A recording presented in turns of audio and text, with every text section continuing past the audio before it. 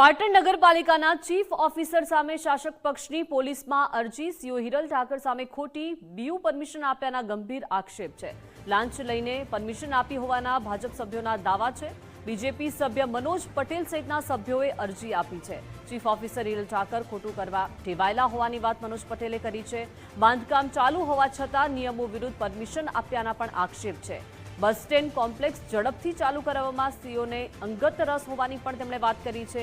અધિકારી સામે ભાજપના સભ્યના મોરચાથી રાજકારણ હવે ગરમાયું છે। વધુ માહિતી સાથે સંવાદદાતા અખ્તર જોડાઈ ગયા છે। અખ્તર, પાટણ નગરપાલિકાના ચીફ ઓફિસર સામે પોલીસમાં અરજી થઈ છે, શાસક પક્ષ દ્વારા અરજી કરવામાં આવી છે। શું છે આખો આ મામલો?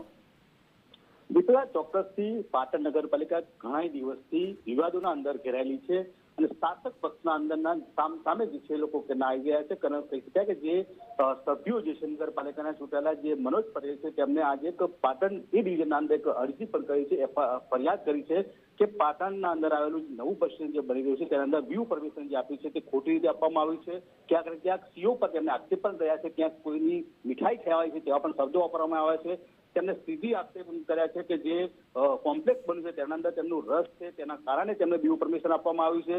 વાત કરવામાં આવે કે જે પાટણ નગરપાલિકાના ચૂંટાયેલા જે સભ્યો જે છે તે સાથે આજે પાટણ એ ડિવિઝન સાથે બધા પહોંચી ગયા હતા અને ફરિયાદ પણ આપી છે। કહી શકાય કે બસ સ્ટેશનના આગળના ભાગમાં આવેલું જે કોમ્પ્લેક્સ છે તે કોમ્પ્લેક્સના અંદર ઓફિસે ઓફિસરને રસ છે, બસ સ્ટેશન ચાલુ કરવામાં રસ છે તેવા પણ ઘણા એવા આક્ષેપો કર્યા છે અને 2 દિવસથી સતત કહી શકાય કે પાટણ નગરપાલિકાના સભ્યો દ્વારા એ ડિવિઝન સાથે અરજી કરવામાં આવી રહી છે।